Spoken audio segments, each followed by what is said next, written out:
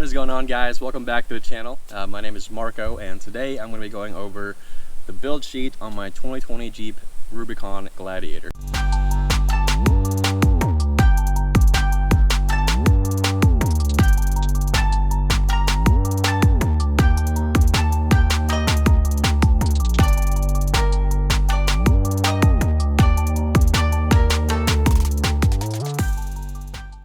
Now, for those of you guys who are new, this is my second off-road vehicle. I actually had a 22 Tacoma that I built completely from stock.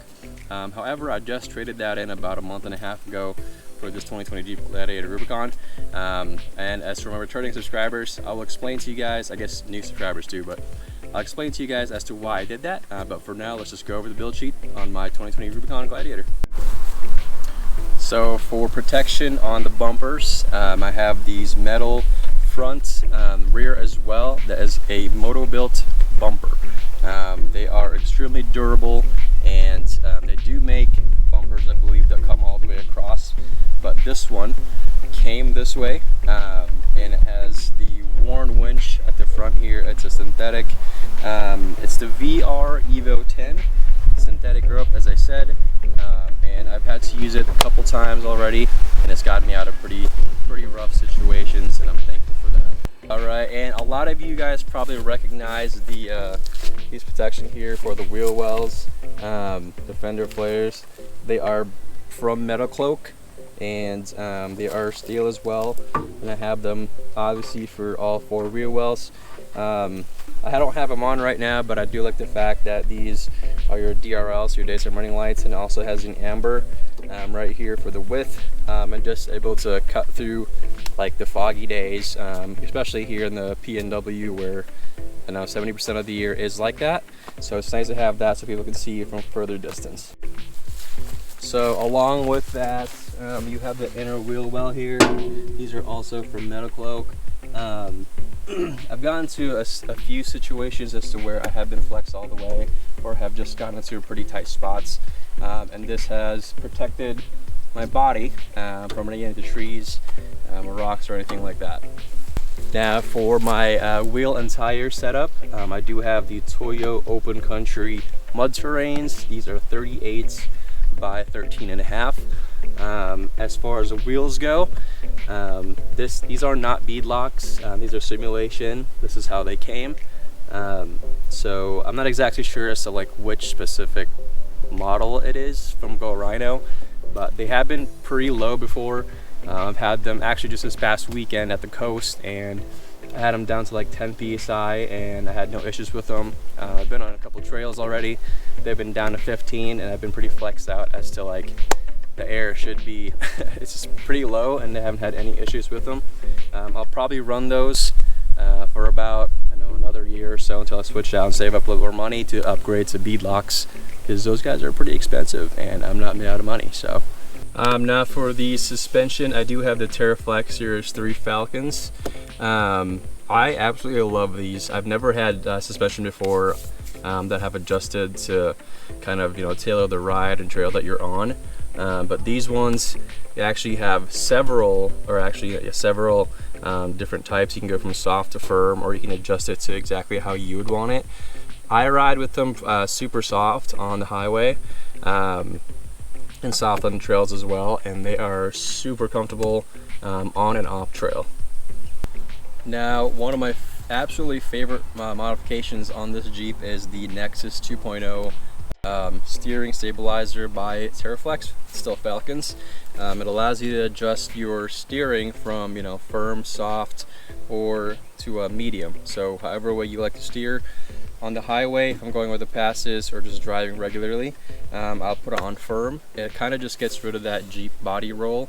And then when I'm on the trail, I put it on the absolutely softest setting, and it rides literally just like a dream, and it is like, it's a night and day difference really from my previous Tacoma. Now for my rear suspension, it's the same exact thing as the front, Falcon TerraFlex as well, and it does have the adjusters so you can adjust the rear, which is really awesome. So I do have a couple modifications on here that came with that you can't really see from the outside. It is re-geared to a 5.13 gear ratio.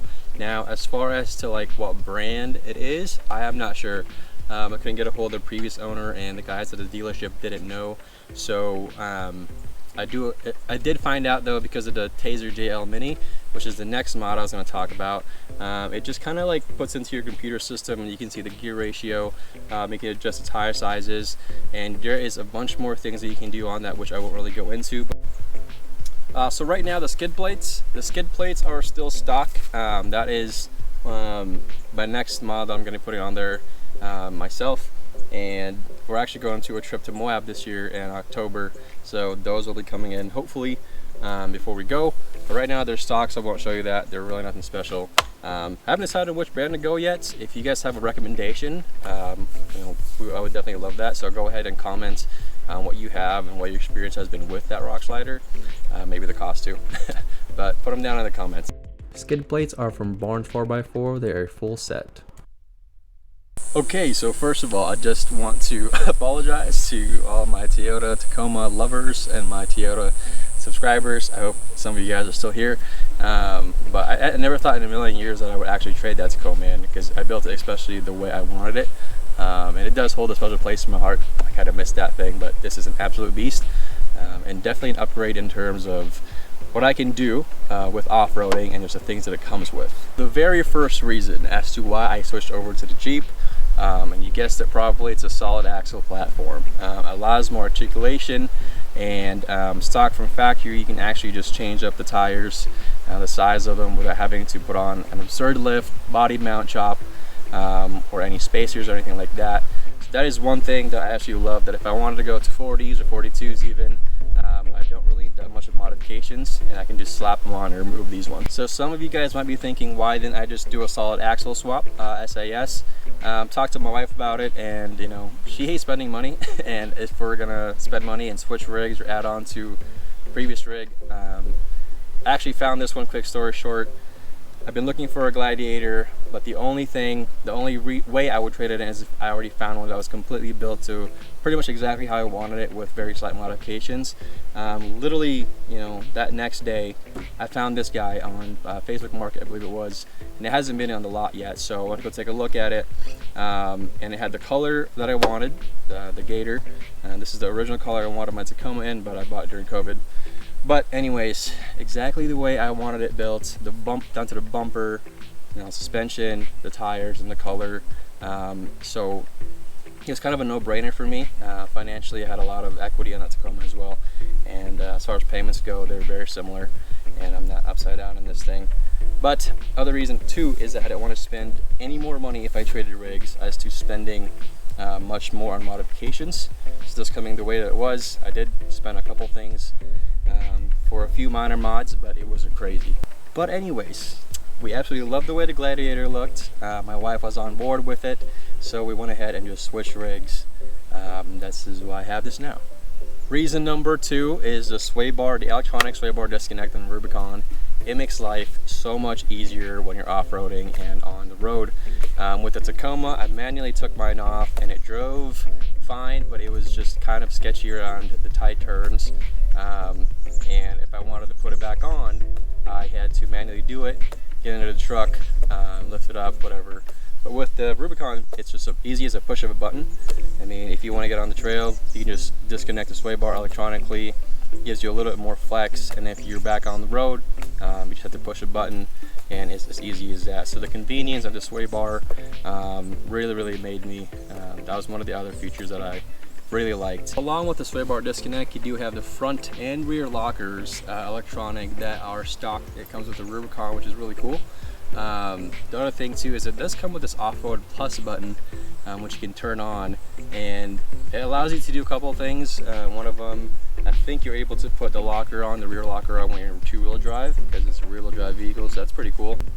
Now with the stock off-road trim Tacoma, it comes with rear lockers. I had to put front air lockers on mine, and I know I already had that on there, but I thought it was a good mention as far as, you know, what you get with the Rubicon, as especially coming stock. So I don't know the exact explanation on this, but when you were in 4 low in the Gladiator, it just feels really good. It crawls. A lot of times when I'm on the trail, I can just let the gas off and it'll just do its thing. A lot more comfortable, and I don't have to put on loggers as much to climb over, you know, rocks, logs, as versus with the Tacoma. It would struggle just on the smallest rocks until you put the lockers on or just really press the gas to get over. I don't know if this is necessarily true, but the cabin does seem a little bigger than it was on the Tacoma. I don't know, it's because if it's the way that it's built, how much more square it is, and it gives you a little bit more headroom, but it just seems like there's a lot more room in the back, especially with the car seat and for our things and our daughter's back there. The front seems a little bit bigger too. I'm not so pressed to have my knees up on the steering wheel, especially with the car seat behind me versus the Tacoma. It was very hard to get in, and it was just really uncomfortable when the car seat was behind me. So there's a lot more room there. So guys, that is it for this video. Thank you for tuning in. Please like, share, and subscribe. If you made it this far, let me know what you would change on this Jeep build. If you have one, let me know what you have. You know, the gear, if there's a JL, is it a JT, JK, and what you're running on it. I would love to see those builds or hear about it. And to all of my previous subscribers who like my Tacoma, I hope you guys stick around, as I will have a lot more adventure videos. We all have that one thing in common, and we love off-roading and camping and overlanding. So again, thank you guys for tuning in. I hope you like this video. Please like, share, and subscribe, as many people, or some people, might have an idea, or they're just thinking about how they want to build their Jeep, and maybe they can get inspired from this build. But again, guys, thank you. I'll see you in the next video.